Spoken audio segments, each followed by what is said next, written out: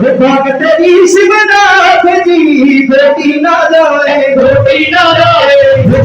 जी शिवनाथ जी बेटी ना जाए भगत जी शिवनाथ जी बेटी ना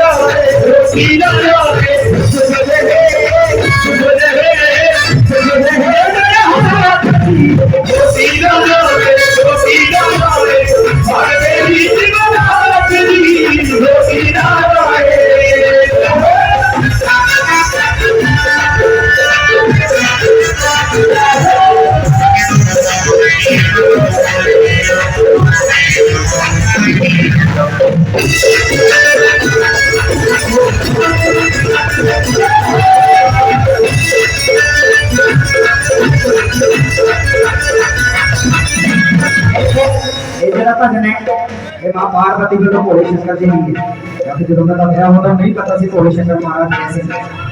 सारा दिन भी कैलाश पार्वती ने जोग दे नाल ब्याह हो गया बड़ा मां कह रही थी वो जिस दिन से ले जाके आई जिस दिन से